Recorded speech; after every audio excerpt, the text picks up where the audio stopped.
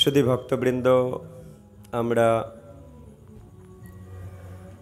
শ্যামবসূচক ভান্ডারীপাড়া শ্রী শ্রী হরে কৃষ্ণ নামহট্ট সংঘে প্রতি সপ্তাহে ঠিক শনিবার করে আমরা বসছি এবং ধারাবাহিকভাবে একটি গ্রন্থ অধ্যয়ন আমরা করছি। অত্যন্ত গুরুত্বপূর্ণ যে গ্রন্থ, সে গ্রন্থটি হচ্ছে মহাজন উপদেশ গ্রন্থ। গুরু মহারাজের শ্রীচরণ কমল স্মরণ করে, জগৎগুরু শ্রীল প্রভুপাদের শ্রীচরণ কমল স্মরণ করে, অনন্ত অনন্ত কোটি কোটি বৈষ্ণবী বৃন্দের শ্রীচরণ কমলের রেণু মস্তকে ধারণ করে, সমবেত ভক্তমণ্ডলীর আশীর্বাদ হৃদয়ে ধারণ করে আজকে হরিকথায় প্রবেশ করছি। আস্তে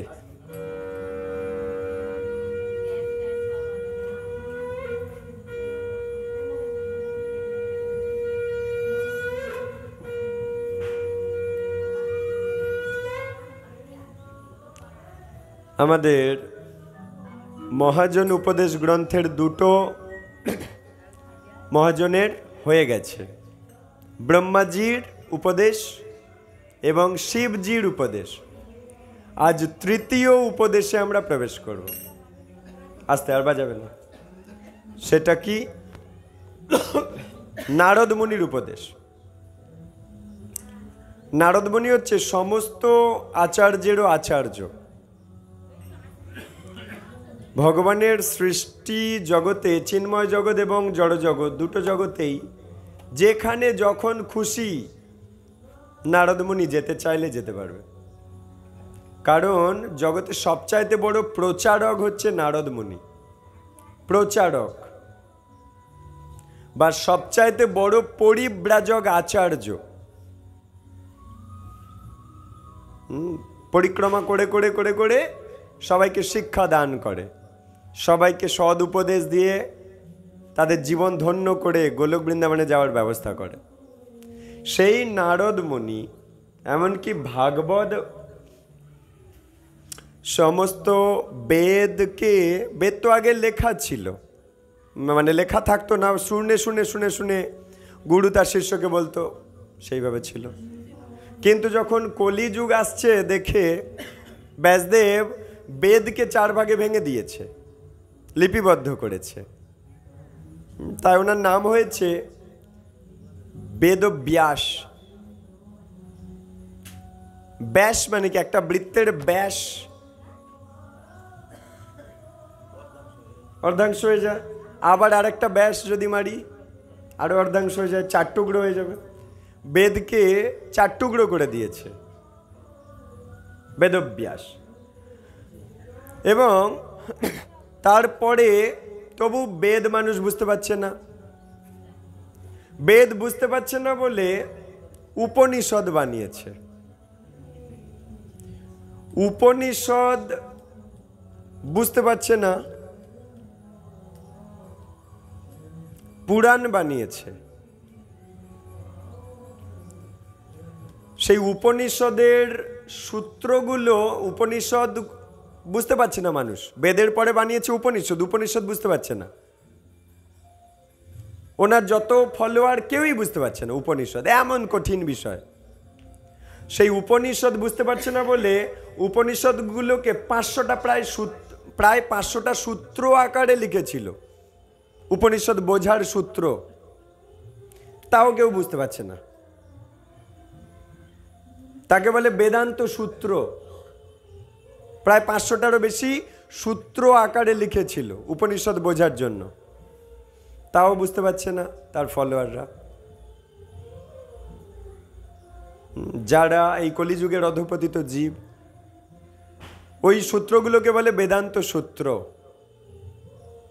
বেদান্ত সূত্র বানানোর পরেও পুরাণ বানালো, যাতে করে কাহিনীর মাধ্যমে, পৌরাণিক কাহিনীর মাধ্যমে শিক্ষা দেওয়া যায়। কারণ মানুষজন কঠিন কঠিন সূত্র না বুঝতে পারে, কাহিনী বুঝতে পারে গল্পের ছলে। তাই পৌরাণিক কাহিনী পুরাণ বানালো।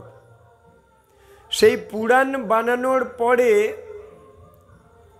তার একটা অংশ হচ্ছে মহাভারত। পৌরাণিক কাহিনী, গল্পের ছলে মানুষকে শিক্ষা দিয়ে সমাজ গঠন করবে। তাও ওনার মন শান্ত হচ্ছে না। তখন নারদ মুনি ব্যাসদেবের কাছে যায়, গিয়ে তাহলে দেখুন এত বড় ব্যাসদেবের মতো আচার্যেরও আচার্য নারদ মুনি, গিয়ে তখন তাকে বলে, এই তুমি এত কিছু বানিয়েছো তবু তোমার মনে মুখটা এরম গোমরা মুখ হয়ে আছো কেন? মুখে যেন আনন্দ পাচ্ছি না কেন তোমার মুখে? নারদ মুনি গিয়ে জিজ্ঞাসা করছে ব্যাসদেবকে। তো ব্যাসদেব তখন বলছে, আমি এত কিছু বানালাম কিন্তু মানুষজন ঠিক যেন আনন্দ পাচ্ছে না, আমিও আনন্দ পাচ্ছি না। হ্যাঁ, ধরো রান্না করেছে কোনো মা, রান্না করেছে, এখন যারা সেই প্রসাদটা পাচ্ছে তারা আনন্দ পাচ্ছে না, তাহলে মা কি আনন্দ পাবে? একই জিনিস, ব্যাসদেব এত কিছু আয়োজন করেছে কিন্তু সাধারণ জীবেরা ঠিক যেন আনন্দ পাচ্ছে না। তম পুরাণ, রাজসিক পুরাণ, সাত্ত্বিক পুরাণ সব বানিয়েছে, মানুষ সেই সবের মধ্যে ঘেঁটে যাচ্ছে। তখন নারদমুনি বলছে, হৃদয়ে প্রবেশ করে গিয়ে ব্যাসদেবের হৃদয়ের কথা পড়তে পারে নারদমুনি, নিঃশ্বাসের মাধ্যম দিয়ে হৃদয়েও ঢুকে যেতে পারে, চিন্ময় জগতেও ঘুরতে পারে, জড়জগতের চতুর্দশ ভুবনেও ঘুরতে পারে, এমনকি নিঃশ্বাসের মধ্যে দিয়ে কারোর হৃদয়ে ঢুকে গিয়ে হৃদয়ের কথা পড়ে নিতে পারে নারদমুনি। ছিল আগের জন্মে আগের জন্মে ছিল দাসী পুত্র, বৈষ্ণবের উচ্ছিষ্ট পেয়ে ভক্ত হয়ে গেছে। চতুর্মাস্য যখন হচ্ছিল তখন একটা আশ্রমে সমস্ত চতুর্মাসের সময় বর্ষাকাল, তো চাষাবাদ হয়, মাঠঘাট তো ভেঙে যেতে পারে না, সাধু সন্ন্যাসীরা এক জায়গায় বসে থাকে, নিজেরা ভজন করে 4 মাস, সব শিক্ষা লাভ করে, ভজন সাধন করে উন্নত হয়, পবিত্র হয়, আর 8 মাস বিতরণ করে,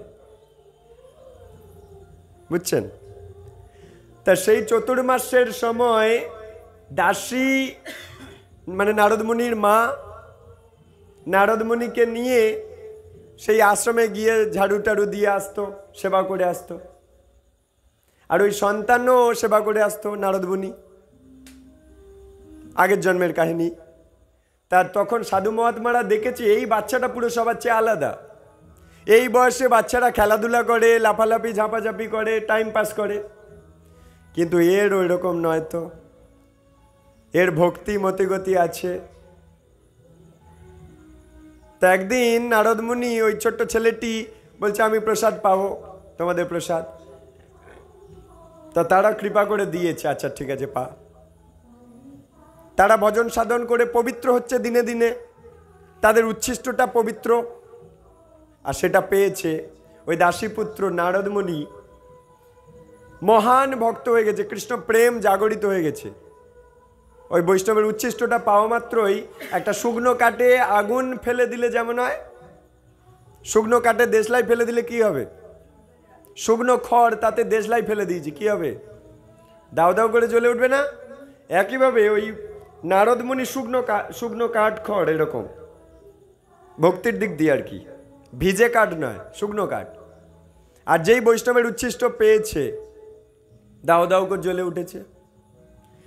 একটা জল থেকে তোলা কাঠ জ্বালাতে কতক্ষণ লাগবে? অনেক, রোদে দিতে হবে, শুকোতে হবে, তবে জ্বলবে। যেটা আধো শুকনো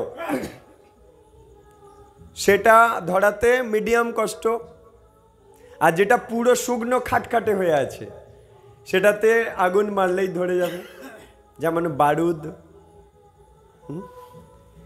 একইভাবে মানব জন্ম, কেউ দেখবেন প্রচুর হরিকথা শুনছে কিন্তু ভক্ত হচ্ছে না, তার মানে ভিজা কাঠ। কেউ একটু সঙ্গ করেছে, হয়ে গেছে,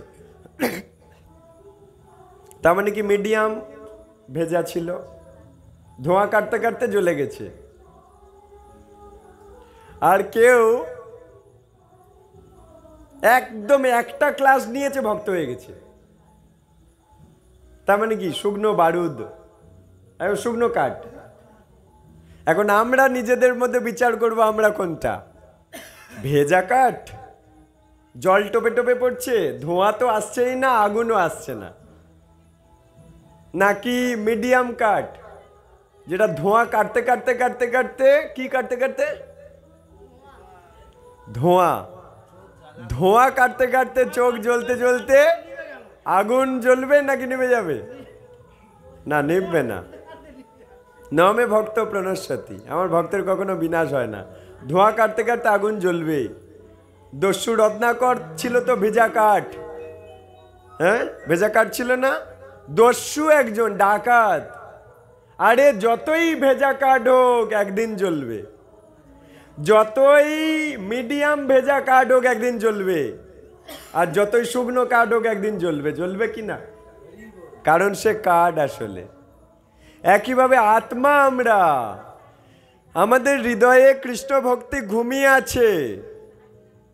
এই ভক্ত সঙ্গ হচ্ছে আগুন, আগুন লাগাতে হবে। হ্যাঁ, তাই শাস্ত্র বলছে সাধু সঙ্গ, সাধু সঙ্গ সর্বশাস্ত্রে কয়, লবমাত্র সাধু সঙ্গ সর্বসিদ্ধি হয়।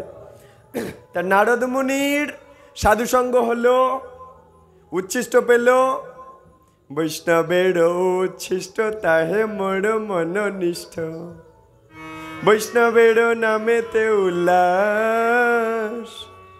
তাহলে কি বৈষ্ণবের উচ্ছিষ্ট পেয়ে সে আজ মহান ভক্ত হয়ে গেছে। কেমন ভক্ত, কত বড় প্রচারক হয়ে গেছে দেখুন, একটা দাসীর পুত্র। তাই কার মধ্যে কি লুকিয়ে আছে কেউ জানে? কে ভেজা কাঠ, কে মিডিয়াম কাঠ, কে একদম শুকনো কাঠ, কেউ আমরা জানি না। কিন্তু আসলে প্রত্যেকেই কাঠ, প্রত্যেকেই আত্মা, একদিন জ্বলে উঠব। তার নারদ মুনি এখন ব্যাসদেবকে বলছে তুমি এক কাজ করো। যে নারদ মুনি পুরো সৃষ্টিতে যখন যেখানে চাইবে যেতে পারে, কোনো রকেট মিসাইল লাগে না। এত বড় যোগ সিদ্ধি ভগবান দিয়ে রেখেছে। কেন? যোগ সিদ্ধিকে ভগবানের সেবায় লাগাবে বলে, প্রচার করবে বলে, নারায়ণ নারায়ণ। তাহলে এই যে সে নিজেকে হালকা করে পুরো সৃষ্টিতে ভাসছে, কোনো রকেট মিসাইল লাগছে না। কেন?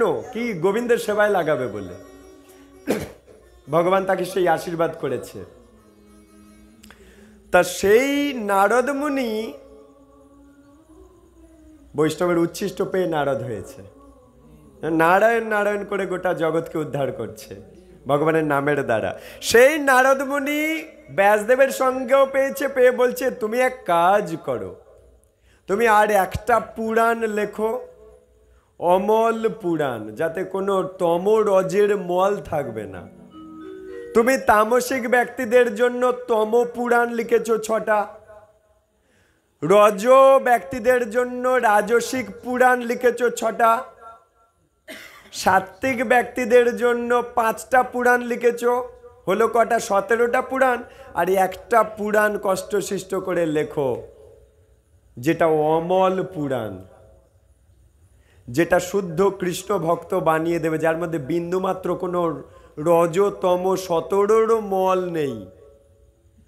অমল পুরাণ শ্রীমদ্ ভাগবত পুরাণ রচনা করো, যার মধ্যে ভগবানের শুদ্ধ ভক্ত আর ভগবানের অবতার এবং ভগবানের নিজের লীলা বিলাসে পরিপূর্ণ থাকবে। সেই নারদ মুনির উপদেশ এখন আমরা শ্রবণ করতে বসেছি। পরিষ্কার হলো কে নারদ মুনি। তার মানে পরিষ্কার বোঝা গেল নারদ মুনি রাস্তাঘাটের বা চায়ের দোকানে আড্ডা মারার কোনো পাবলিক নয়। তাই শাস্ত্র বলেছে সাধু সাবধান, ভাগবত শোনো গিয়া ভাগবত স্থানে। তুমি চায়ের আড্ডায় ভাগবত কথা শুনবে, তাই কি বলেছে? ভাগবত শোনো গিয়া ভাগবত স্থানে। এই নারদ মুনি সেই মহান ভাগবত, তার মুখ থেকে শোনো, রাস্তাঘাটের লোকের কাছ থেকে শুনো না। তা কারণ রাস্তাঘাটের লোক বলবে সব এক, বাড়ি এসে তুমিও বলবে সব এক। আচ্ছা, নববধূ ঘরে ঢুকেছে, বাড়িতে মা বলে দিয়েছে এই সবাইকে সম্মান করবি, কিন্তু মা বলতে ভুলে গেছিল সবাইকে যথাযোগ্য সম্মান করবি। মা বলেছে সবাইকে সম্মান করবি, বলতে ভুলে গেছে যথাযোগ্য সম্মান করবি, অর্থাৎ যে যেমন যোগ্য তেমন সম্মান করবি, বলতে ভুলে গেছে, মাঝখানে একটা শব্দ মিসিং। তখন নববধূ বাড়ি ঢুকেছে, স্বামীর সাথে যেমন আচরণ করছে ভাসুরের সাথে তেমন আচরণ করছে। পিঠে বাড়ি আর কম থাকবে? চাকরের সাথে তেমন, শ্বশুর মশাইয়ের সাথে তেমন, বাড়ির কর্তা বাবা যিনি বয়স্ক মানুষ আছে তার সাথেও তেমন, হ্যাঁ, শাশুড়ির সাথে তেমন, ননদি, সবার সাথে একই আছো। সবাইকে সম্মান করতে মা বলেছে। সবাই সমান, সবাইকে সমান চোখে দেখিস মা, সবাইকে সম্মান করবি, সবাইকে সমান চোখে দেখবি। মা বলতে ভুলে গেছিল সবাইকে যথাযোগ্য সম্মান দিবি। আর আমাদেরও সেই দশা হয়েছে। রাস্তাঘাটে চায়ের দোকানের লোক বলবে সব এক, সব এক। বাড়ির কর্তা বাবা, শ্বশুর মশাই, গিন্নি, শাশুড়ি, ভাসুর, যা, ননদ, নন্দাই, স্বামী, সব এক। পেটনার বাড়ি পিঠের থেকে আর বাইরে পড়বে? ওইরকম ভাবে যদি আচরণ করে, তাই আমরা যেখান সেখান থেকে কথাবার্তা শুনবো না ভগবানের কথা। আমরা আর মূর্খ লোক নই, আমরা নামটের ভক্ত, আমরা শ্রীল প্রভুপাদের নাতিপুতি। শ্রীল প্রভুপাদজি এত বুদ্ধিমান মানুষ, গোটা পৃথিবীকে টলিয়ে দিয়েছে, হিলিয়ে দিয়েছে। গোটা পৃথিবীর মানুষ দেবদেবী আর ভগবান কৃষ্ণের মধ্যে তফাৎ আজ জানে। তাই যারা প্রভুপাদের বই পড়ে তাদেরকে বোকা বানানো যাবে না। কত রকম কাকারা কীর্তনের দলে আসে, 70-80 হাজার টাকা নিয়ে যায়, আর ওই ভুলভাল শিখিয়ে দিয়ে যায়। তুলসীকে এই বলবি, গীতা ভাগবত খালে ফেলে দিবি। আমরা কিন্তু শ্রীল প্রভুপাদের নাতিপুতি, আমরা কিন্তু ওই মূর্খদের জালে আর জর্জরিত হব না। তাই সেই নারদ মুনি এবারে কি বলছে শোনো। সুখদেব গোস্বামী শ্রী নারদ মুনিকে প্রণাম নিবেদন করলে সুখদেব গোস্বামী নারদ মুনিকে প্রণাম জানাচ্ছে। সুখদেব কে? ব্যাসদেবের ছেলে। আর নারদ মুনি কে? ব্যাসদেবেরও গুরু। তাহলে সুখদেবের বাবা ব্যাসদেব, ব্যাসদেবের গুরুদেব হচ্ছে নারদ। তাহলে কি পরম গুরুদেবকে প্রণাম করলো।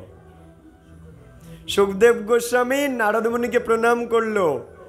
তার নারদ মুনি সন্তুষ্ট হয়ে বললেন, হে ধর্ম প্রাণ সুখদেব, এখন আমি তোমার কোনো শ্রেয়স্কর কার্য সম্পাদন করতে পারি তা বলো। তোমার হয়ে আমি কি করতে পারি বলো। পরম গুরুদেব বলছে, গুরুর গুরুকে বলে পরম গুরু।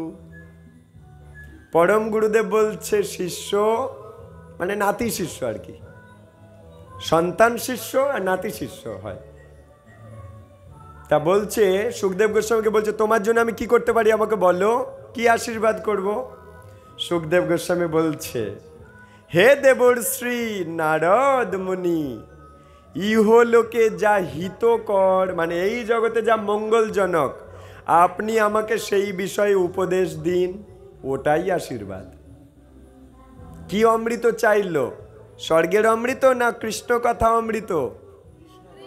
তাহলে কে বুদ্ধিমান, যে স্বর্গের অমৃত চায় না এই সুখদেব গোস্বামী কৃষ্ণ কথা অমৃত চাইল? কে বুদ্ধিমান? স্বর্গের অমৃত পেলে স্বর্গে যাবেন, আবার পুণ্য ক্ষয়ে গেলে এখানে জন্ম হবে। কৃষ্ণ কথা অমৃত আপনাকে ভগবত ধামে পাঠিয়ে দেবে, আর এখানে আসতে হবে না। সুখদেব গোস্বামী কি চাইলো? কৃষ্ণ কথা অমৃত আমাকে বলো, উপদেশ বলো, উপদেশ দাও। যারা সত্যি মঙ্গল চায় তারা উপদেশ অমৃত গ্রহণ করে। নারদ মুনি বলছে, নারদ মুনি এবার বলতে লাগছে সুখদেবকে, বৎস, পূর্বকালে মহর্ষিগণ শ্রী সনত কুমারের কাছে আমি তত্ত্ব কথা জিজ্ঞাসা করাতে তিনি বলেছিলেন, নারদ মুনি বলছে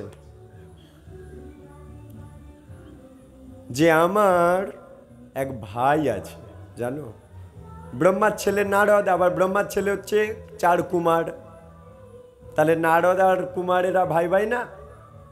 তাই বলছে, সুখদেব গোস্বামীকে বলছে নারদমুনি, নারদমুনি বলছে এক সময় আমি সনত কুমার আমার এক ভাই, তার কাছে তত্ত্বকথা জানতে চেয়েছিলাম, সেই সনত কুমার যা বলেছিল আমি তাই বলবো, আমার ভাই।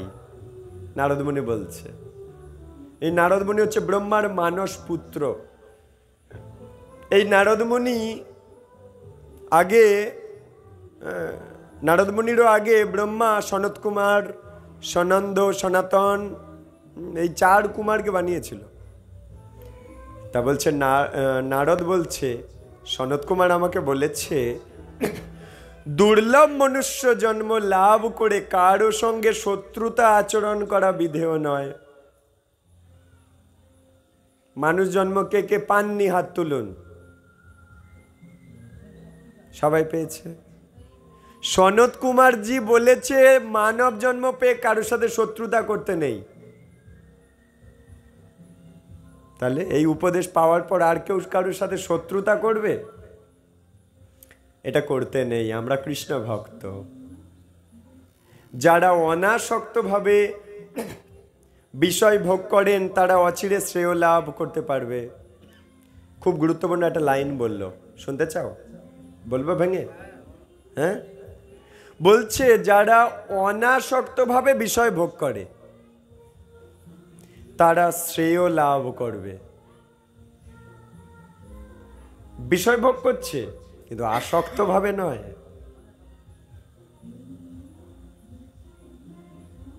যেমন শ্রীবাস, তার ছেলে আছে, শ্রীবাস ছেলের আদর পাচ্ছে, ছেলেকে আদর করছে, কিন্তু আসক্ত নয়।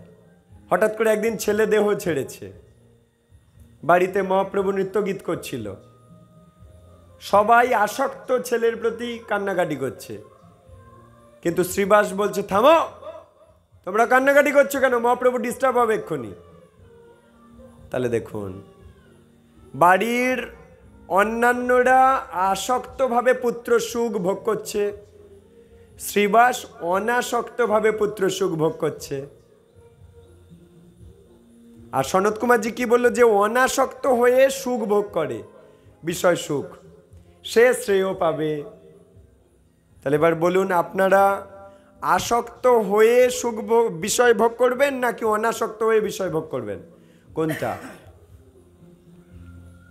আমি জিজ্ঞাসা করছি। কিন্তু আমি এই পিলারটাকে যদি জিজ্ঞাসা করি, কোটি কোটি বার জিজ্ঞাসা করলে ও বলবে না। এখন নিজেরা বিচার করুন, আপনারা পিলার নাকি মানুষ?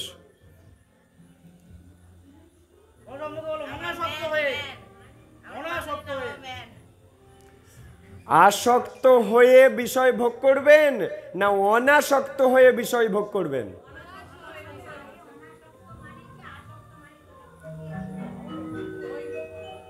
মনে করুন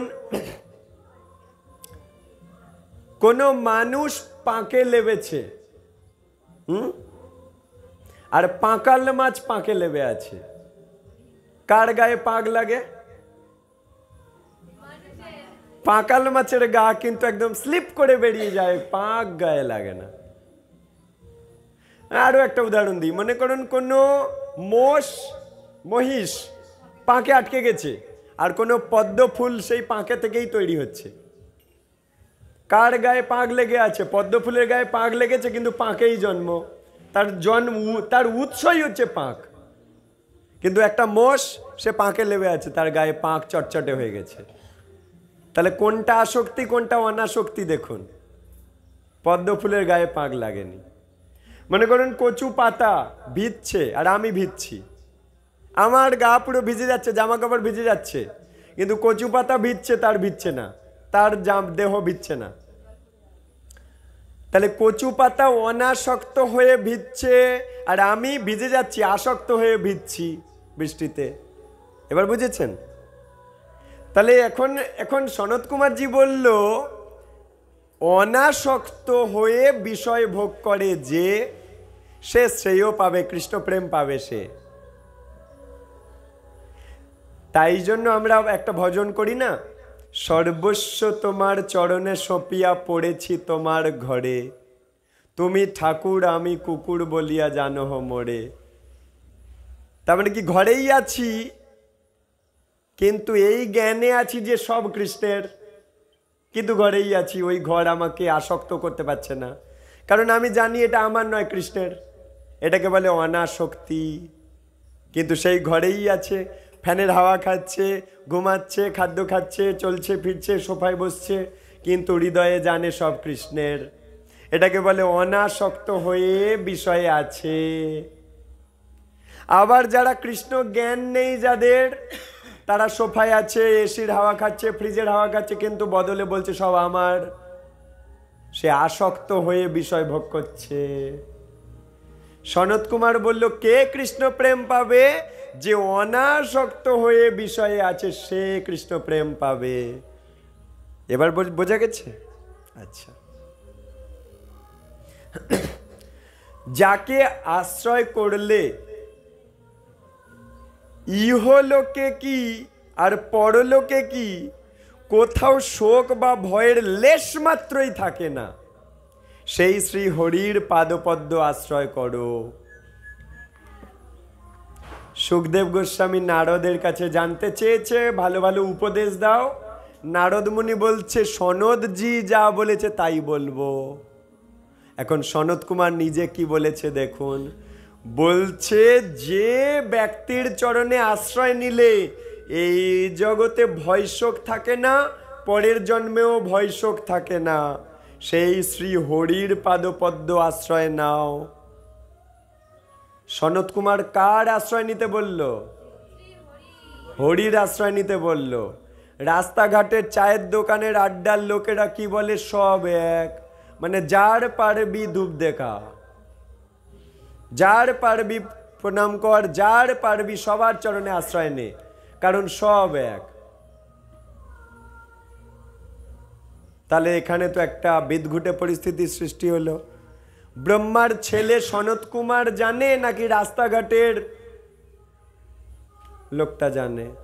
কে জানে?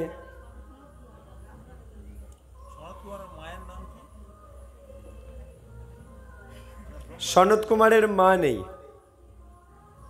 কারণ ব্রহ্মা যখন সৃষ্টি করছে তখন কোনো মা নেই। অজনী সম্ভবা। ব্রহ্মার সেই শক্তি, সেই জ্ঞান ভগবান দিয়েছে।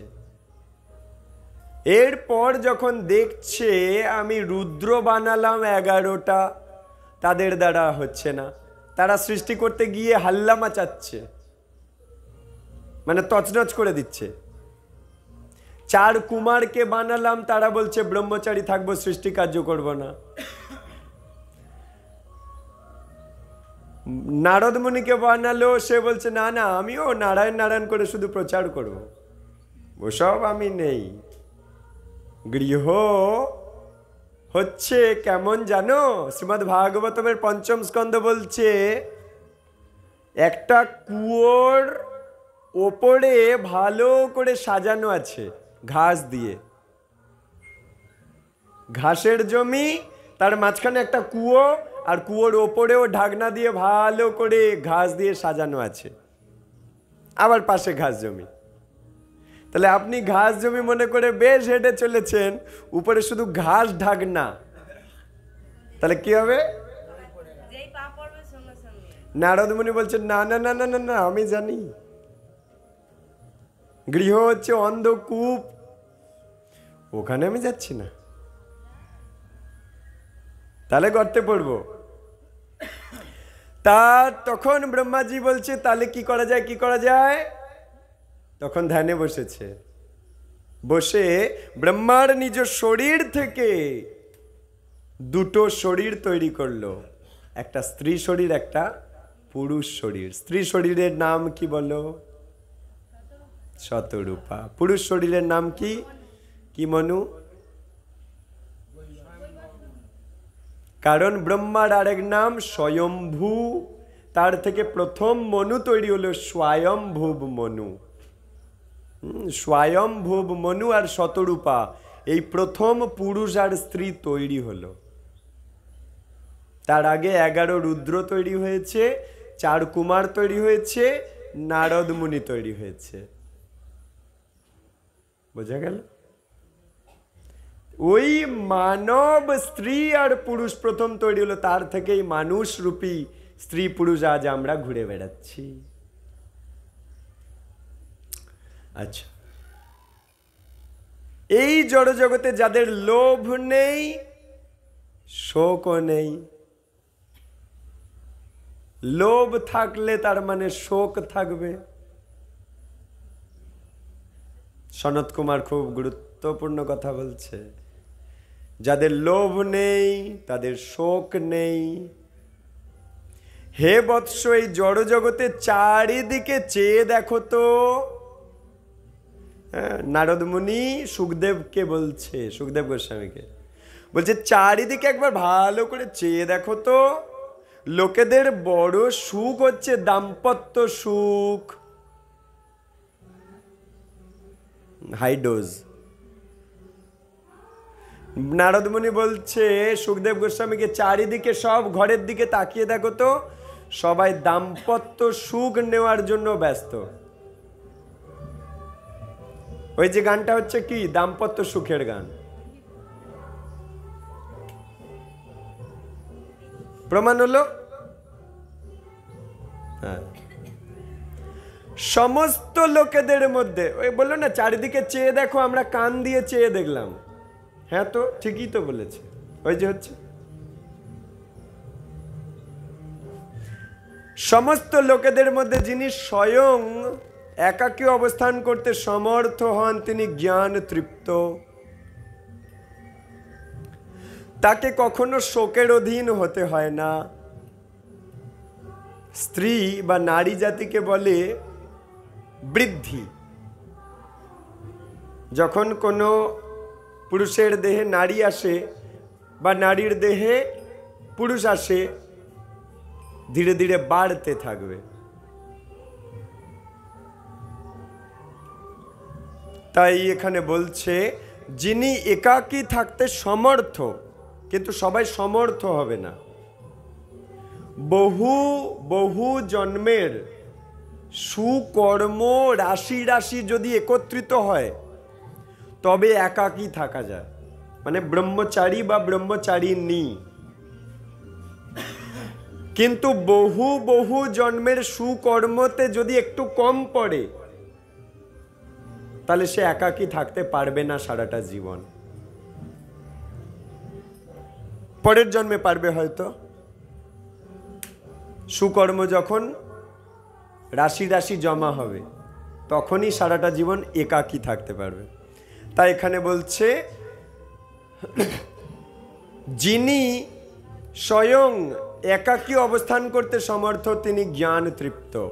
তাকে কখনো শোকের অধীন হতে হবে না, কারণ সে একা, কারোর প্রতি তার শোক থাকবে না। বোঝা যাচ্ছে? ইন্দ্রিয় তর্পণকারী না। আমি কি বললাম? কথার মধ্যে উত্তর অলরেডি ছিল আমার কথার মধ্যে, ভালো করে বোঝেন বাবা। বহু বহু জন্মের সুকর্ম যার একত্রিত হয়ে পাহাড় হয়, সে একাকী থাকতে পারবে। সবার সুকর্ম জমা হয়ে পাহাড় রাশি রাশি হবে না, সুকর্মের পাহাড়। তাই সবাই এটা পারবেই তো না। পৃথিবী লয় হওয়ার কথা তো অনেক দূরের কথা। আমার তত্ত্বের মধ্যেই উত্তর থাকে, বুদ্ধি দিয়ে ভালো করে বুঝতে হবে। সেই জন্য চারিদিকে তাকিয়ে দেখুন, সবার কি সেই সুকর্ম আছে? একটা পাহাড়ের নিচে কত ঘাস, আর একটু ওপরে কম ঘাস, আর একটু ওপরে আরো কম ঘাস, আর একটু ওপরে আরো কম ঘাস, একদম ওপরে একদম বিন্দুমাত্র গাছপালা ঘাস।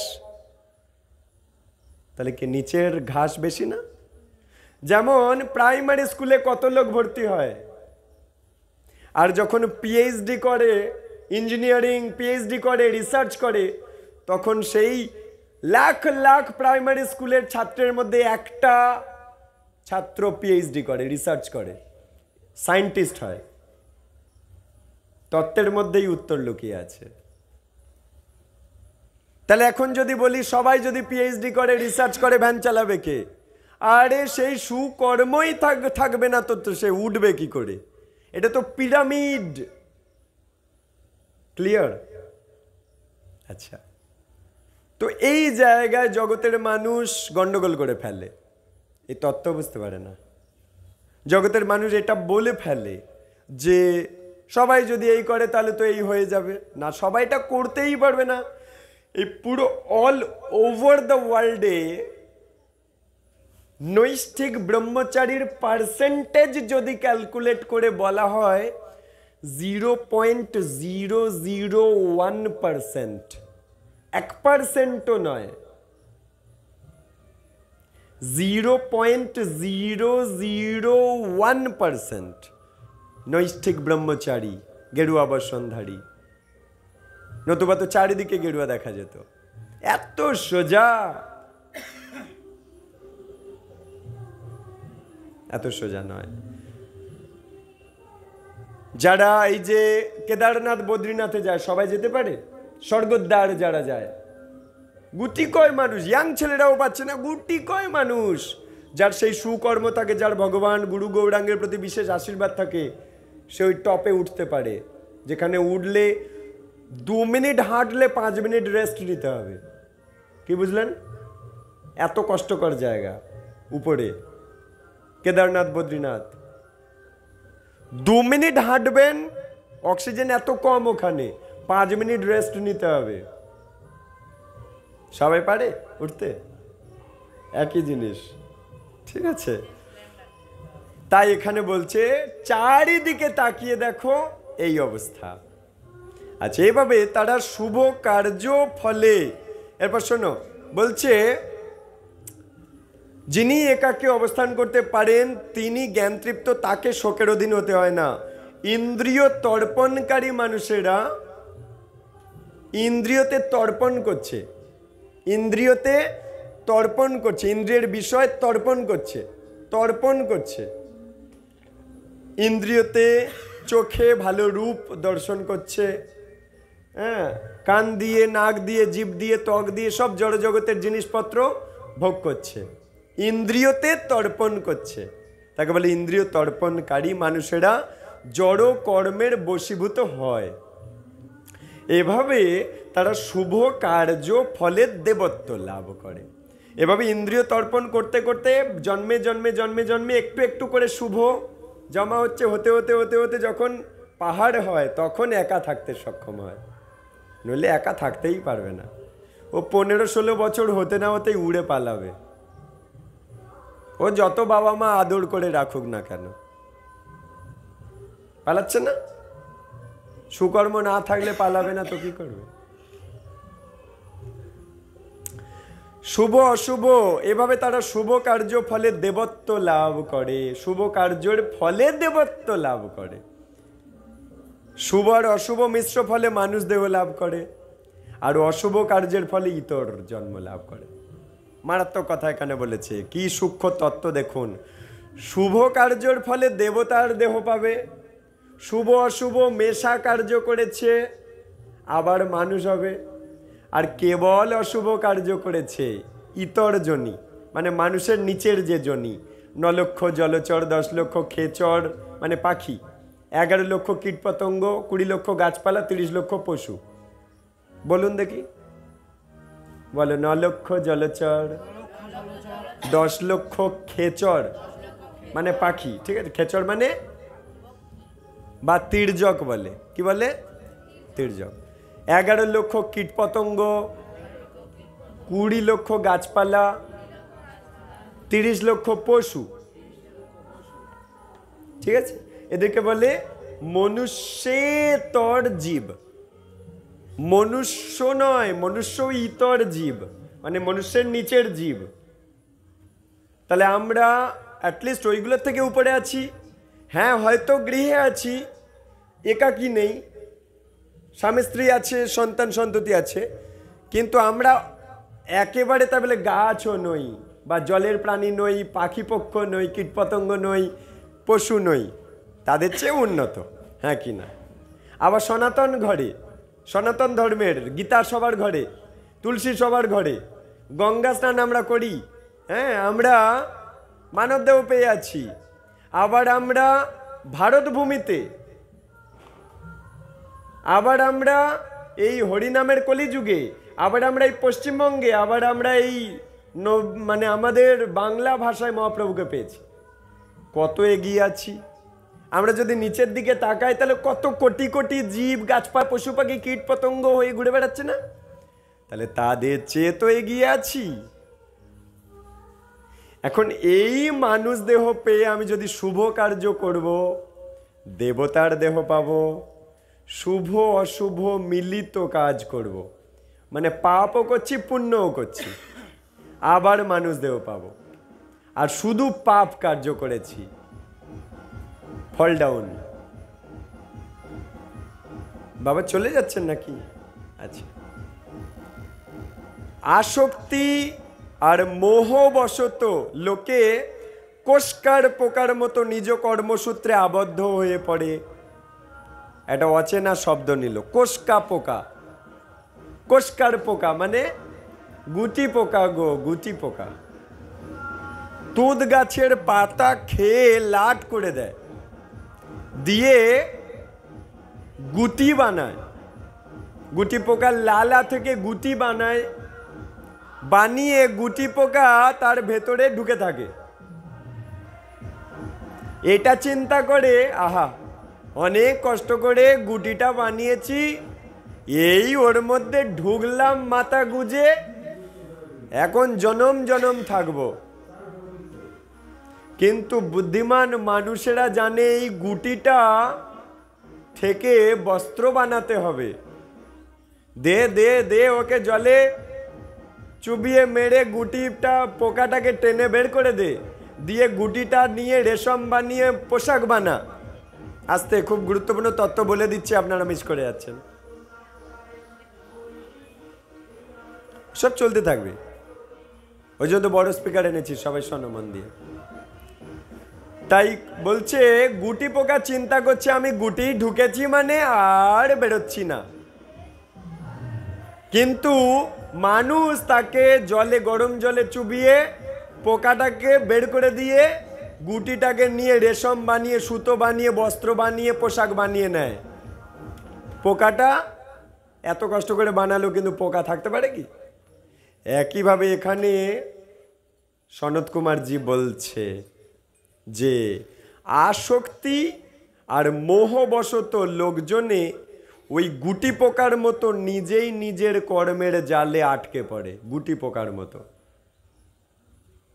সমস্ত মানুষের দিকে চেয়ে দেখো, তারা কেমন জরা মৃত্যুতে আক্রান্ত হয়ে এ জীবন পরিত্যাগ করছে। জরা, জরা মানে কি জানো? জরা মানে বার্ধক্য। কার কার পছন্দ একটু হাত তোলো। যুবক অবস্থা কার কার পছন্দ হাত তোলো।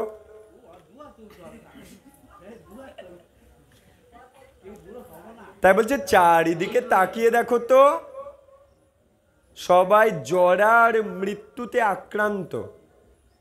চারিদিকে তাকিয়ে দেখতে বলছে।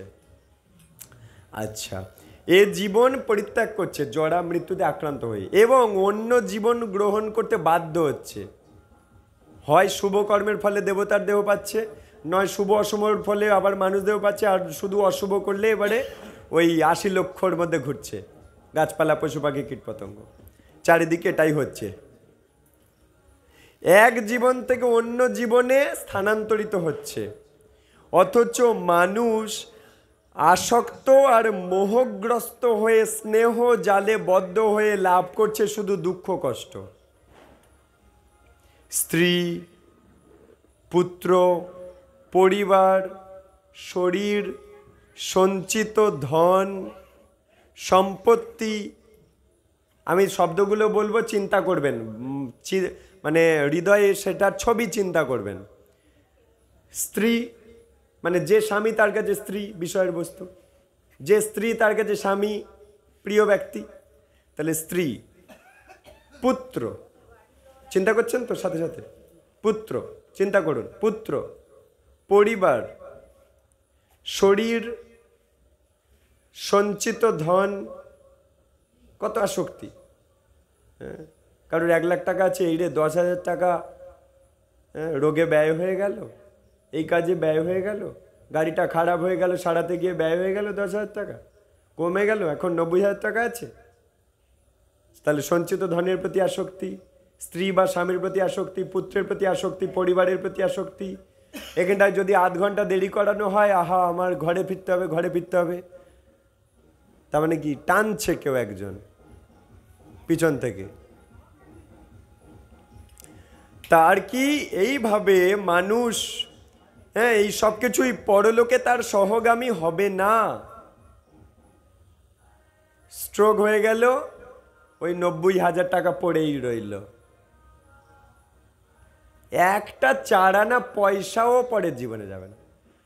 এই মানুষদেরও পেয়ে অনেক কষ্ট করে কেউ 2 লাখ টাকা জমিয়েছে, এখন হঠাৎ করে সে মরে গেল, গিয়ে বাড়ির টিকটিকি হয়েছে, টিকটিক টিকটিক করছে।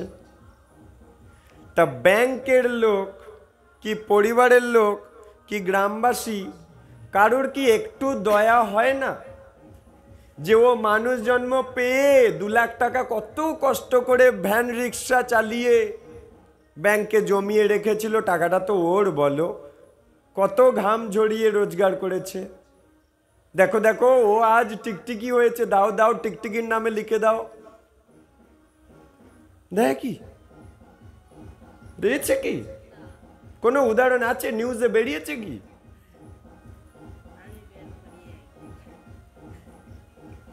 বেরোবেও না, কারণ শাস্ত্র কথা কখনো মিথ্যা নয়।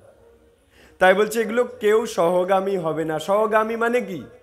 এরপরে টিকটিকি হয়েছে, সবাই বুঝতে পারছে ও ওই তো আত্মা, মানুষদের ফেললে আজকে টিকটিকি হয়েছে, দাও দাও দাও ওর নামে লিখে দাও। জানে ওটা হয় না, সেই জন্য অন্য কারোর নাম লেখা থাকে নমিনির জায়গায়, তার নিজের নাম লেখা থাকে না। কি এখন সে আরশোলা হয়ে ওই ঘরে ঘোরাফেরা করছে, কি ইঁদুর হয়ে ঘোরাফেরা করছে, কি কুকুর হয়ে এসেছে ওই ঘরে, কিন্তু তার নামে কি লিখে দেওয়া হচ্ছে? হচ্ছে না। তাই বলছে একটা কিছু পরের জীবনে যাবে না যাদের প্রতি তুমি এত আসক্ত, সবাইকে ছেড়ে রেখে তোমায় চলে যেতে হবে। কেবলমাত্র কি যাবে, এবারে বলছে শোনো, খুব গুরুত্বপূর্ণ লাইন, মিস করলে মিস হয়ে যাবে। বলছে কেবলমাত্র তোমার সাথে যাবে পুণ্য আর পাপটা। তোমার স্ত্রী যাবে না, স্বামী যাবে না, পুত্র যাবে না, পরিবার যাবে না, বন্ধু বান্ধব, গ্রাম, দেশ, তোমার টাকা পয়সা, বাড়ি গাড়ি, ব্যাংক ব্যালেন্স, এসি, ফ্রিজ, গাড়ি, কেউ যাবে না। কিন্তু হে সুখদেব গোস্বামী শুনে রেখো, তোমার পাপ আর পুণ্যটা যাবে। তাহলে এখন থেকে চিন্তা করুন, ব্যাংকে মানে আমাদের টাকা পয়সার ব্যাংকে তো কিছু জমছে, প্লাস আরেকটা ব্যাংকের কথা সনত কুমার বলল, আরো 2টো ব্যাংকের নাম নিল, যে ব্যাংকের টাকাটা পরের জীবনে যাবে। পাপ আর পুণ্য, আরো 2টো ব্যাংক আছে। পাঞ্জাব ন্যাশনাল ব্যাংকে টাকা রেখেছেন 2 লাখ টাকা, তো গেল না, টিকটিকি হয়ে আছেন তো ঘরে, গেল না তো। কিন্তু আরো 2টো ব্যাংক আপনার অজান্তে আপনি ভরেছেন, পাপের ব্যাংক আর পুণ্যের ব্যাংক। তাতেও আপনার কিছু টাকা পয়সা আছে, কিছু পুণ্য টাকা, কিছু পাপ টাকা আছে। ওই পাপ আর পুণ্যের রাশিটা আপনার পরের জীবনে চলে গেল। এখন টিকটিকি হয়ে আছেন, যদি আগের জন্মের পাপকর্ম আছে, তাহলে কেউ একটা জুতো নিয়ে চোটাস করে মারলো, রক্ত বেরিয়ে গেল, মাথা ঘুরে পড়ে গেলেন, পটল আলুর ঝোল হয়ে গেলেন। তাহলে কি পাপের ফলে ওই আঘাত পেল, হরিবল হয়ে গেল। তাহলে পাপের ব্যাংক কিন্তু চলে গেছে। কিন্তু দেখুন, পাঞ্জাব ন্যাশনাল ব্যাংকে 2 লাখ টাকা রেখেছিল, ওই টিকটিকিটা আগে মানুষ ছিল, রিক্সা চালাতো, কিন্তু ওই টাকাটা যায়নি, কিন্তু পাপ আর পুণ্যটা চলে গেছে। বোঝা যাচ্ছে? তাহলে এখন থেকে চিন্তা করতে হবে, কেবল আমার ব্যাংক একটা না, তিনটে ব্যাংক, ব্যাংক তিনটে। তাহলে এবারে বুদ্ধিমান মানুষ কোন ব্যাংকে টাকা জমাবে? পিএনবি ব্যাংকে, যেটা জড়জগতের টাকা পয়সা, যেটা যাবে না। পাপের ব্যাংকে বাড়াবে, পুণ্যের ব্যাংকে বাড়াবে, কোনটার ব্যাংকে বাড়াবে? পরিষ্কার হচ্ছে তো? এই জন্য নামমট্টের ভক্তেরা নামমট্টের ক্লাস নিতে নিতে চালাক হয়ে যায়। চালাক হবে না? এই ক্লাসটা যদি পায় কেউ, চালাক হয়ে যাবে না? আচ্ছা, অর্থাৎ তোমার কর্ম ফলটা তোমার সাথে যাবে। তাহলে এই দামোদর মাসে কে কটা আরতি করেছে, কে আরতি করার সাহায্য করেছে, কে কটা প্রচার কার্যে গিয়েছে, কে কবার গীতা পড়েছে, তার সেই ব্যাংকে তত জমা বাড়লো, শুভ ব্যাংক। আর এই দামোদর মাসে কে কটা ইলিশ মাছের গলা কেটেছে, কে কটা কচ্ছপকে গরম জলে চুবিয়ে মেরে তার খোসা উল্টেছে, সেই ব্যাংকে জমা হয়ে গেছে। এই জন্য নামটের ভক্তরা চালাক হয়ে যায় ধীরে ধীরে। কারণ কৃষ্ণ ভক্তদেরকে শিক্ষা দেয় কৃষ্ণ নিজে, তার পরম্পরার মাধ্যম দিয়ে। এই জন্য যেজন কৃষ্ণ ভজে, মানে যেজন কৃষ্ণের স্কুলে ঢুকেছে, সে খুব চালাক হয়ে যায়, কারণ কৃষ্ণ খুব চালাক। তা কৃষ্ণের স্কুলে ঢুকলে কৃষ্ণের ছাত্ররা চালাক হবে না? মাস্টার মশাই চালাক হলে তার ছাত্ররা চালাক হবে না? এটা স্বাভাবিক জিনিস। বাড়িতে বাবা মা কি করে? গ্রামের মধ্যে খোঁজে খোঁজে কোন ছেলেটা ভালো করে পড়াশোনা করেছে, ভালো মাস্টার, কার মেধা বেশি, বুদ্ধি কে বেশি, স্কুল কলেজে কে বেশি ইন্টেলিজেন্ট ছিল, বাবা মা খোঁজে না? তার কাছেই দেয়। কেন? মাস্টার মশাই যদি চালাক হয়, বাচ্চা চালাক হবে। নাকি হ্যাদা ভোদা যে স্কুলে ফেল করতো, তার কাছে দেয় কি পড়তে? এই বাবা তুই পড়াস আমার ছেলেটার। এত সোজা না। গ্রামের মধ্যে বাবা মা খোঁজে, বাচ্চাটা বড় হচ্ছে, কে ভালো ছেলে, কে ভালো ছেলে, যার চরিত্র ভালো, শিক্ষা দীক্ষা ভালো, কে খোঁজো খোঁজো খোঁজো, হয়েই পাওয়া গেছে। একইভাবে আমরাও স্কুলে ঢুকতে চাই, কিন্তু কৃষ্ণের স্কুল হচ্ছে খুব চালাক স্কুল, কৃষ্ণ খুব চালাক। তাই যেজন কৃষ্ণ ভজে, মানে যে কৃষ্ণের স্কুলে নাম লিখিয়েছে, সে বড় চতুর। এই জন্য চতুর বলে সে পাপের ব্যালেন্স বাড়াচ্ছে না, শুভ কর্মের ব্যালেন্স, পুণ্যের ব্যালেন্স বাড়াচ্ছে। আচ্ছা, অতএব হে সুখদেব, মনুষ্য জীবনে, এই মানুষ দেহকে বলে রেলওয়ে জাংশন। মা ভালো করে শোনো, এসব কথা পাবে না। বলছে একটা ওয়ান ওয়ে রেলওয়ে লাইন, মনে করুন কাকদ্বীপ থেকে লক্ষ্মী পর্যন্ত একটাই রেলওয়ে লাইন। ওই রেলওয়ে গাড়িটা কোন দিকে যায়? হয় কাকদ্বীপ নয় শিয়ালদা, আর কোথায় যাবে? কিন্তু মনে করুন আপনি হাওড়া জাংশনে আছেন, সারা পৃথিবীর যেখানে চাইবেন যেতে পারবেন, পারবেন না?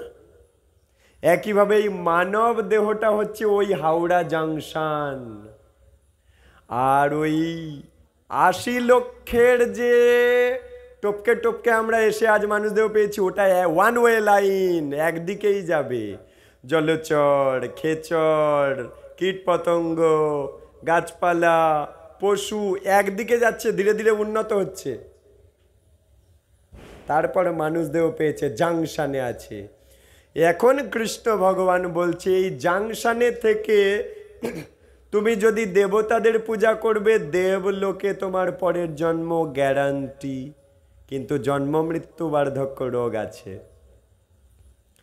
এই মানব দেহরূপী রেলওয়ে জাংশন হাওড়া স্টেশন পেয়ে তুমি যদি পিতৃদের ভজনা করবে, প্রেত যারা মরে গিয়ে ভূত প্রেত হয়ে গেছে, তাদের খুব তুমি ধূপ আরতি দিচ্ছ, সব কিছু করছো, প্রেত হয়ে গেছে যারা, পিতৃলোকের যারা আছে তাদের খুব পূজা করছো, তুমিও প্রেত লোকে জন্ম হবে, পিতৃলোকে জন্ম হবে। যারাই মানব দেহ পেয়ে যক্ষ রাক্ষস এদের সেবা করছে তারা যক্ষ রাক্ষস লোকে জন্ম হবে। যারা এই না মানব দেহ পেয়ে অসুরদের সেবা করছে তারা অসুর দেহ পাবে। যারা এই মানব দেহ পেয়ে আমার ভজনা করছে নিঃসন্দেহে তারা আমার ধামে প্রবেশ করবে। হরি বল।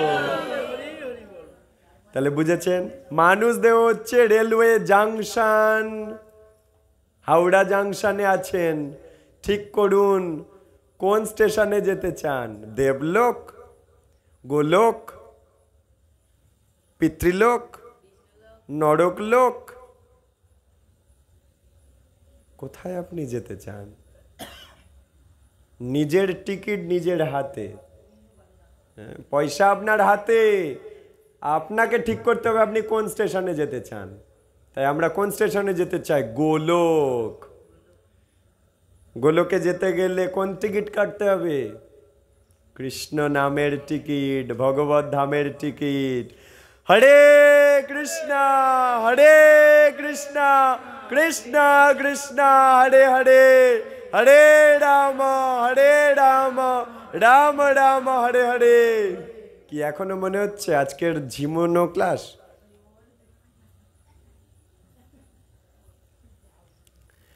অতএব মনুষ্য জীবনে দৈনন্দিন কর্মগুলো এমনভাবে করতে হবে যাতে কর্মফলে আবদ্ধ অনর্থ লাভ না হয়ে পরমার্থ লাভ হয়। এই রে লাইনটা কি বললো বুঝলাম না তো, সেই জন্যই তো আছি। বলছে এই মানুষ দেহতে এমন কর্ম করতে হবে, কর্মের রহস্য জেনে নিয়ে, যাতে করে কোনো রকম কর্মের ফলরূপী অনর্থ না আসে, কর্মের ফলরূপী যেন পরমার্থ আসে। এখন একটু আলোচনা করা যাক। মনে করুন কাঠ, জ্বালানি কাঠ নিয়েছেন, ভালো করে বুঝবেন। জ্বালানি কাঠ নিয়ে আপনি খিচুড়ি রান্না করেছেন, করে সরাসরি নিজে খেয়ে নিলেন, 1 নম্বর। 2 নম্বর, খিচুড়ি রান্না করে গ্রামবাসীদের খাইয়েছেন, 2 নম্বর। 3 নম্বর, খিচুড়ি রান্না করে গোপালের সামনে দিয়ে তুলসী পাতা দিয়ে ঘন্টা নেড়ে প্রসাদ গ্রামবাসীদের দিয়েছেন। 3টে কাজেতেই কাঠের মধ্যে ঘুন পোকাকে আপনি আগুনে পুড়িয়ে মেরেছেন।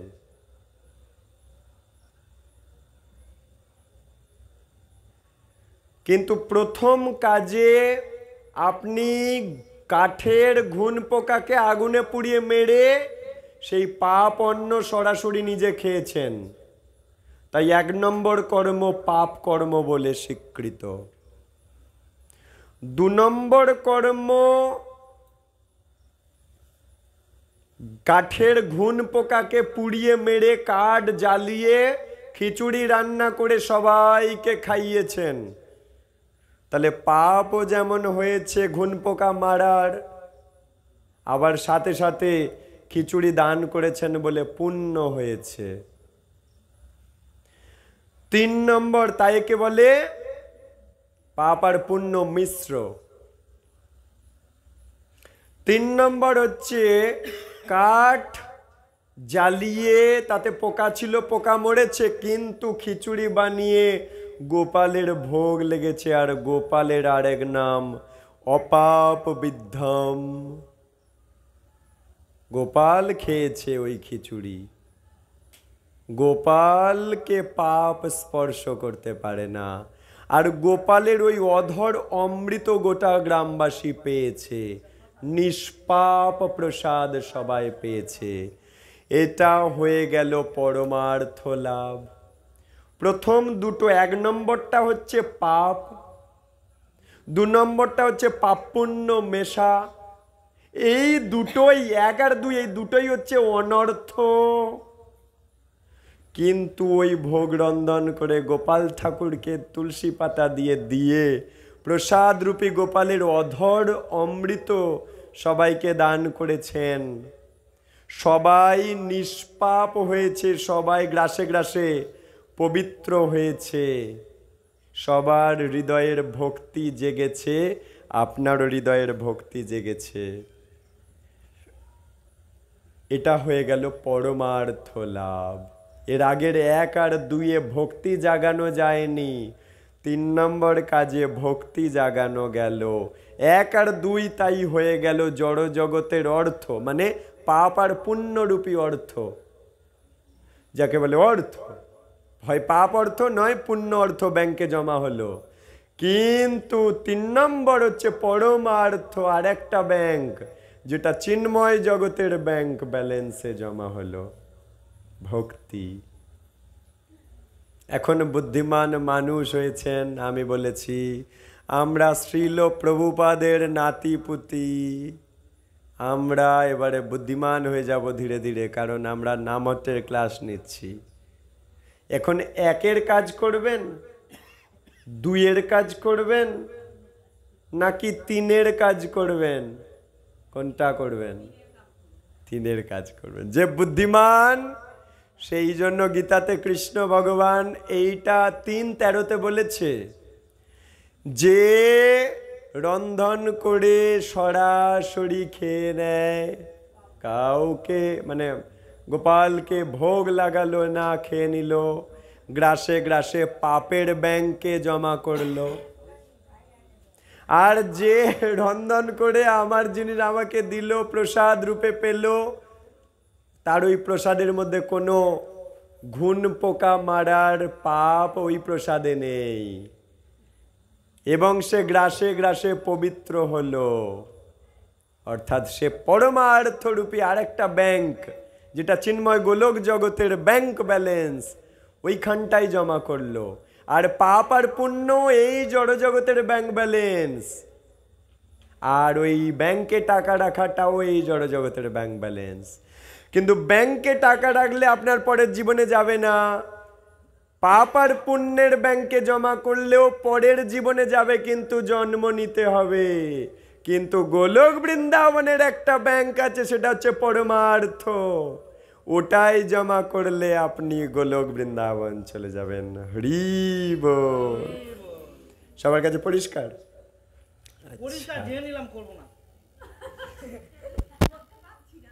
হবে মা, ভগবানের কাছে প্রার্থনা করবেন। পারিব না ও কথাটি বলো, আমি বলবো, শুনে শুনে বলবেন। পারিব না ও কথাটি, বলিও না আর, একবার না পারিলে দেখো শত শতবার। কি শিখলেন? চেষ্টা করো। আরে জন্মাষ্টমীর দিন চেষ্টা করো, রাধাষ্টমীর দিন চেষ্টা করো, কার্তিক মাসের চেষ্টা করো, বিশেষ বিশেষ দিনের নাম করে বাড়ির লোককে বুঝিয়ে চেষ্টা করো। করতে করতে করতে করতে একদিন কৃপা হবে। ভগবানের কাছে প্রার্থনা করো। একটা ভজন আছে আমাদের গ্রামের মাতাজিরা, খুব সুন্দর গান এটা, প্রভুরা গান। আমায় চোখ বাঁধিবি না, আমায় হাত বাঁধিবি, পা বাঁধিবি, মন বাঁধিবি কেমনে আমায়, চোখ বাঁধিবি, মুখ বাঁধিবি, পরাণ বাঁধিবি কেমনে। হাত পা বেঁধে রাখতে পারে, কিন্তু মন কি বেঁধে রাখতে পারে? চোখ মুখ বেঁধে দিতে পারে, কিন্তু পরাণ কি বেঁধে দিতে পারে? তাহলে হাত পা বাঁধা যায়, চোখ মুখ বেঁধে রাখতে পারে আপনাকে, কিন্তু মন আর প্রাণটাকে বেঁধে রাখতে পারে। সেই মন আর প্রাণ দিয়ে যদি আপনি কৃষ্ণের কাছে কাঁদেন, কৃষ্ণ যদি দ্রৌপদীকে অত বড় ভয়ঙ্কর অবস্থা থেকে তাকে বাঁচাতে পারে, আর আমাদের সংসারের ভয়ঙ্কর অবস্থা থেকে কৃষ্ণ বাঁচানোর ক্ষমতা নেই? আমাদের সংসারের বাধা বিপত্তি থেকে বাঁচানোর ক্ষমতা নেই? তাহলে কোটি কোটি মানুষও তো একই জীবনে ছিল, আজ কৃষ্ণ ভক্ত হলো কি করে? কোটি কোটি মানুষ প্রসাদ ভোজি হলো কি করে? কারণ মন আর প্রাণ দিয়ে কেঁদেছিল। ভয় পেয়ে গেছি হঠাৎ করে। মন আর প্রাণ দিয়ে কেঁদেছিল, তাই আজ তারা প্রসাদ ভোজি, তাই আজ তারা যা পায় প্রসাদ পায়, তাই আজ তারা ভোগ লাগায়। 2, 4, 10টা বছর আগে তো তারাও তোমার আমার মতো সাধারণ লোকই তো ছিল। আমার জীবনের দিকে যদি তাকাই, আমার 2022 সালে হরিনাম দীক্ষা, ভোগ লাগানো। তার আগে 2020 সালে আমি দেবীপুর গ্রামে এলাম। তখন তো আমার আপনাদের মতোই সাধারণ জীবন। কিন্তু যখন আমরা মন প্রাণ নিরন্তর কৃষ্ণের আশ্রয়ে সঁপে দেব, সেই রকম একই জড়জাগতিক জীবন থেকে তো কৃষ্ণ উদ্ধার করে ভোগ লাগানোর জীবনে নিয়ে গেছে। একই জীবন ছিল তো, কিন্তু কৃষ্ণ উদ্ধার করলো কি করে? একইভাবে প্রত্যেকটা কৃষ্ণ ভক্ত আজ যারা প্রসাদ ভোজি, 2, 1, 4, 6, 10টা বছর আগে তারা প্রসাদ ভোজি ছিল না, জড়জাগতিক ভোজি ছিল। হ্যাঁ কি না? কারোর আপত্তি আছে এটাতে? ছিল তো। জলজান্ত উদাহরণ তো। কৃষ্ণ তাদেরকে টেনে তুলেছে পাঁক থেকে।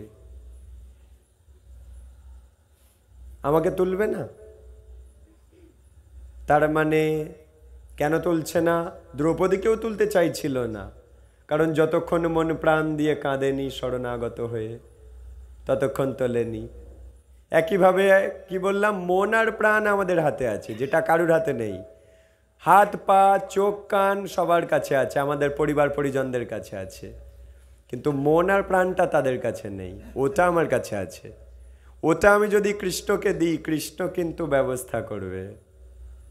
কোটি কোটি ভক্তকে করেছে, কারণ কৃষ্ণ গীতাতে বলেছে আমার কাছে সবাই সমান। তাই আমি তাদেরকে তুলেছি, তোমাকে তুলব না? সে পক্ষপাতিত্ব করবে না। একটা জিনিস, কৃষ্ণ ওয়েট করছিল দ্রৌপদীর ওই আসরে, দেখি কখন মন প্রাণ দিয়ে আমাকে ডাকে। এখন মন প্রাণ দিয়ে তো ও তো ভীষ্মদেবকে ডাকছে, বাঁচাও বাঁচাও। গুরু দ্রোণকে ডাকছে, বাঁচাও বাঁচাও, মন প্রাণ দিয়ে ডাকছে। যুধিষ্ঠিরকে ডাকছে, স্বামী বাঁচাও বাঁচাও, মন প্রাণ দিয়ে। কাকে ডাকছে? যুধিষ্ঠিরকে ডাকছে। তা আমি যাবো কেন? আমি কেন যাব? আমাকে ডেকেছে। রুক্মিণী জিজ্ঞাসা করছে, তুমি যাবে না? এইরকম অবস্থা। না না, আমি কেন যাবো? আমাকে কি ডেকেছে? না ডাকলে আমি যাই না। এটা আমার ধর্ম। কারণ আমি যাকে সৃষ্টি করেছি, সে আমাকে না ডাকলে আমি চলে যাবো? আমি সৃষ্টিকর্তা তো। ডাকুক, ডাকলেই চলে যাবো। চলে যাবো কি? আমি আছি ওর মধ্যে অলরেডি, ওর হৃদয়ে আছি। আমি এই দ্বারকায় বসে আছি তোমার মনে হচ্ছে, কিন্তু আমি ওর চোখের জলের মাধ্যম দিয়ে ওর কাছে চলে যাব। আমি সব চাইতে দ্রুতগামী, কিন্তু আমি একটা জিনিসের জন্য অপেক্ষা করছি, ও ওর তার কাছে না গিয়ে মন প্রাণ দিয়ে আমাকে ডাকুক। কি শিক্ষা লাভ করছি আমরা এখান থেকে? মন আর প্রাণ দিয়ে যদি আমরা কৃষ্ণকে জানাবো, হে কৃষ্ণ তুমি বলেছ যে তোমাকে না দিয়ে খেলে যা খাচ্ছি, তোমাকে না দিয়ে খাচ্ছি, মানে সেই বস্তুটা চুরি করে খাচ্ছি, পাপ খাচ্ছি, তুমি বলেছ। তা আমি তো মন প্রাণ দিয়ে আমি সত্যি সত্যি চাইছি সেটা করব, তোমার উপদেশ মেনে চলবো। এখন তুমি আয়োজন করো।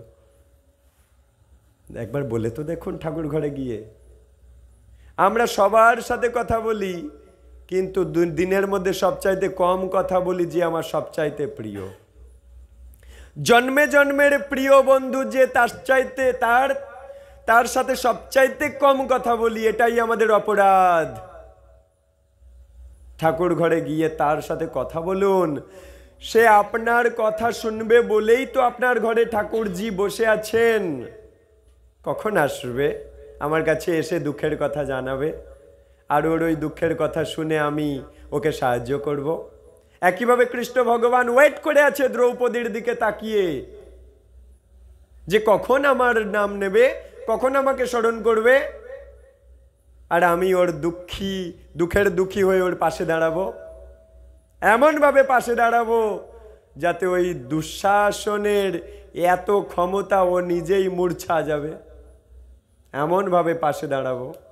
কিন্তু একবার আমার কাছে এসে কথা তো বলুক আমার সাথে। একইভাবে পাশেই আমাদের ঠাকুর ঘরে আমাদের ঠাকুরজি বসে আছে, আমরা তার সাথে কথা বলার সময় ভাবি উনি পুতুল, কি কথা বলবো, অপরাধ এই জায়গাটায়। আর সাধু গুরু বৈষ্ণব মহাত্মারা এসে আমাদের জ্ঞানের চোখে ছানি পড়েছে, সেই ছানি অপারেশন করে দেয়। তাহলে চোখে ছানি অপারেশন মানুষ কেন করে? ভালো দেখবে বলে। একইভাবে সাধু মহাত্মারা এসে জ্ঞানের, যেমন এই সনত কুমার মহাত্মা, যেমন আচার্যরা মহাত্মা, তারা এসে চোখের ছানি অপারেশন করে দিচ্ছে আমাদের। দিলে কি হলো? জ্ঞানের আলো জাগলো। এখন আমি বুঝতে পারলাম, ও ঘরেই ছিল আসল বন্ধু, তাকে তো বলিনি, একে ওকে তাকে বলেছি এই এটা আমি করতে চাই, ব্যবস্থা করো, কিন্তু সে তো কিছুই করেনি, হাত গুটিয়ে বসেছিল দ্রৌপদীর আসরের মতো, তাই না? যারা বলে উঠলো যে করতে তো চাই কিন্তু হচ্ছে না, তার মানে কি যাদেরকে বলছে তারা হাত গুটিয়ে বসে আছে? দ্রৌপদীরও সেই দশা হয়েছিল, যাদেরকে বলছে সব হাত গুটিয়ে বসে আছে। একইভাবে প্রকৃতপক্ষে যাকে বলতে হবে তাকে আমরা বলছি না, কারণ জ্ঞানের চোখে ছানি। আর সেই ছানি সরিয়ে দিলে তাহলে কি হবে? এবার রাধারানীকে, কৃষ্ণকে জানান ঠাকুর ঘরে গিয়ে যে প্রভু তোমার উপদেশ আমি মানতে চাই, তুমি ব্যবস্থা করো। আমি যখন ছোট্ট মটরশুটির দানা ছিলাম, তুমিই আমাকে ব্যবস্থা করেছ, আমার সমস্ত ইন্দ্রিয় দিয়েছ। সেই কষ্টের ঘরে ছিলাম, বের করতে সাহায্য করেছ। আমি বেরিয়ে কি খাবো তারও ব্যবস্থা করেছ। কি পোশাক পরবো, কি পিতামাতা হবে, কেমন হবে না হবে, ঘর বাড়ি, কোন ছাতার তলায় আমি থাকবো বৃষ্টি জল বাদল থেকে বেঁচে, আমি তো কচি বাচ্চা, আমি কিছুই জানতাম না, তুমিই আয়োজন করে পাঠিয়েছিলে। এত কিছু আয়োজন করেছো, আর আজ এটা আয়োজন করো, তাই না? আমি কি অক্সিজেন নিয়ে বাঁচবো তুমি আয়োজন করে রেখেছো, কি আলো নিয়ে আমি বাঁচবো তুমি আয়োজন করে রেখেছো। ভেবে দেখবেন, এই যে আমাদের শরীরের মধ্যে আমি কয়েকটা মেশিন পার্টের কথা বলছি। মনে করুন কিডনি, কিডনি কি করে? কিডনির কাজ কি? ছাঁকুনি। কি ছাঁকে? রক্ত ছাঁকে। যার কিডনি খারাপ হয়েছে বাইরে থেকে মেশিন বসিয়ে ডায়ালিসিস করতে হয়। এই ভালো করে শুনবে, একটা ডায়ালিসিস মেশিন তার দাম কয়েক কোটি টাকা। আসতে, খুব গুরুত্বপূর্ণ কথা বলছি, একটা ডায়ালিসিস মেশিনের দাম কয়েক কোটি টাকা। এই হাতের এখান থেকে রক্ত পাইপের মাধ্যম দিয়ে নেবে, ডায়ালিসিস মেশিনের মধ্যে প্রবেশ করবে, আপনি বেডে শুয়ে থাকবেন, ডায়ালিসিস মেশিনের মধ্যে দিয়ে যাবে, তারপর আরেকটা পাইপ দিয়ে আবার আপনার আরেকটা শরীরের শিরার মাধ্যম দিয়ে শরীরে ঢুকিয়ে দেবে বিশুদ্ধ হয়ে। ওই একটা মেশিনের দাম কয়েক কোটি টাকা। কিনতে পারবেন? কিন্তু আপনার কাছে দুটো ডায়ালিসিস মেশিন কৃষ্ণ বসিয়ে রেখেছে।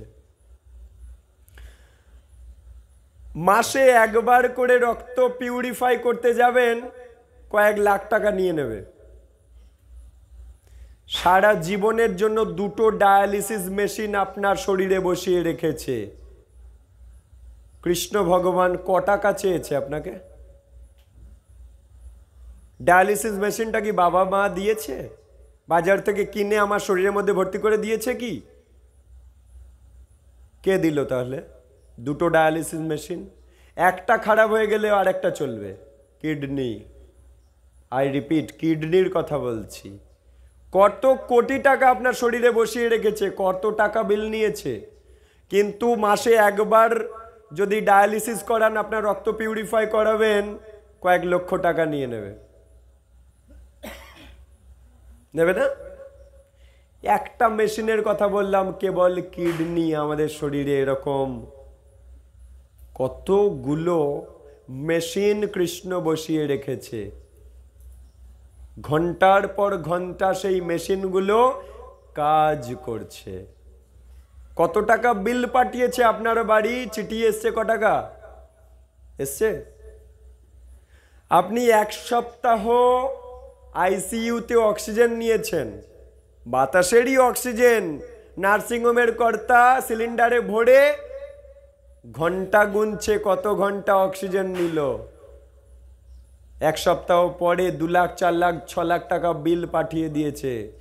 বিল দাও তবেই মাটির ডেলা রূপী দেহটা নিয়ে যাও, নইলে মাটির ডেলা ছাড়বো না। কত হিংস্র আচরণ করছে আপনার সাথে। কৃষ্ণ কত টাকার বিল পাঠিয়েছে ইন্ডিয়া পোস্টের মাধ্যমে আপনার বাড়িতে? ক টাকা বিল পাঠিয়েছে? তাহলে কে দয়াময়? কৃষ্ণ বড় দয়াময়, কিন্তু আমরা তার গুণ গাই না। এটাই আমাদের অপরাধ। এই অপরাধে অপরাধী আমরা, তাই আজও এখানে আমরা গড়াচ্ছি।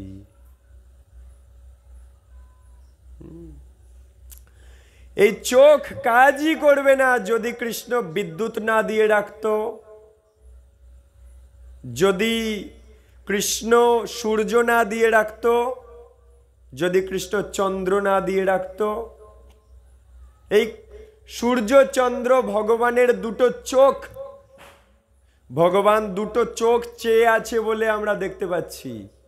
ভগবান যদি চোখের পাতা 2টো বন্ধ করে রাখে একটা দিনের জন্য, আমাদের চোখও বন্ধ হয়ে যাবে। চোখ পিটপিট করলেও আমরা দেখতে পাবো না। পাবো কি? তাহলে কৃষ্ণ কত টাকার বিল পাঠিয়েছে আপনার? এই যে 2টো বড় বড় হ্যালোজেন দিনে রাতে জ্বালিয়ে রেখেছে, কত টাকার বিল এসছে ইন্ডিয়া পোস্টের মাধ্যমে? WBSEDCL তো আপনাকে এত বিল পাঠাচ্ছে। কিন্তু কৃষ্ণ যদি এই সৃষ্টিতে বিদ্যুৎ না বানিয়ে রাখতো, কি পাঠাতো ওরা?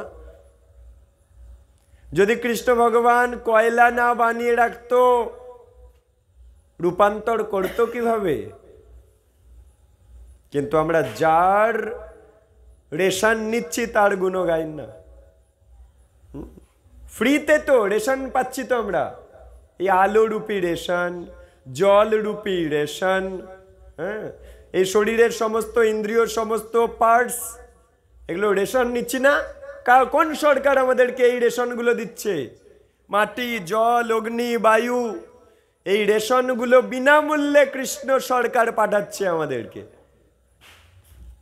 বদলে আমাদের একটাই করণীয়, কি জানেন? হরের নাম, হরের নাম, হরের নামৈব কেবলম, কলো নাস্তেব্য, নাস্তেব্য, নাস্তেব্য গতির অন্যথা। একটাই কৃতজ্ঞতা স্বীকার করার উপায়। তার এত রেশন আমরা নিচ্ছি, আর এই ফ্রিতে রেশন দাতাকে একটা জিনিস মেটাতে হবে, নতুবা আমরা অপরাধী। কি সেটা? হরিনাম। হরে কৃষ্ণ, হরে কৃষ্ণ, কৃষ্ণ কৃষ্ণ হরে হরে, হরে রাম, হরে রাম, রাম রাম, হরে হরে। এই বিল যে মেটাবে না, জগতের পিতা কৃষ্ণ যে না ভজে বাপ, পিতৃদ্রোহী সেই পাতকীর জন্মে জন্মে তাপ। এই বিল না মেটালে জন্মে জন্মে ট্যাক্স মেটায়নি বলে ত্রিতাপ ক্লেশে ক্লিষ্ট হতে হবে। তাই এই ট্যাক্স আমাদেরকে মেটাতেই হবে। হরিনাম। এই পর্যন্ত আজকের হরিকথা বিরাম দিচ্ছি। কিছু ভুল ত্রুটি অপরাধ হলে মার্জনা করবেন। ঠিক এরপর থেকেই সনত কুমারের উপদেশ আমরা শ্রবণ করব পরের ক্লাসে। ধারাবাহিকতা বজায় থাকবে, তো টেনশনের কিছু নেই। আমি ঠিক ওটাকে মেনটেন করব, পর পর পর পর বলে বলে যাব। ঠিক আছে? কিছু ভুল ত্রুটি অপরাধ যদি করি, হ্যাঁ, শাস্ত্রের কথা তো অনেক কঠিন, ধারালো, আর সেই কঠিন কথা, ধারালো কথা আমরা ধারণ করছি কোথায়? হৃদয়রূপী পদ্মে। তাই হৃদয়রূপী পদ্ম ফুলে আঘাত হয়ে যেতে পারে। যদি আমি সেরকম কোনো আঘাত করে থাকি আমাকে ক্ষমা করে দেবেন। বাঞ্ছা কল্পতরুভ্যশ্চ কৃপা সিন্ধুভ্যৈব চ পতিতানাং পাবনেভ্যো বৈষ্ণবেভ্যো নমো নমঃ। অনন্ত অনন্ত কোটি ভক্ত বৃন্দের জয় হোক। গুরু গৌরাঙ্গ শ্রীল প্রভুপাদ সন্তুষ্ট হোক। গুরু পরম্পরার আচার্যগণ সন্তুষ্ট হোক। হরি গুরু গৌরাঙ্গ সন্তুষ্ট হোক। হরি ওম তৎসৎ, হরি ওম তৎসৎ, হরি ওম তৎসৎ। মাগো, আমরা অনেক দূর যাব আবার।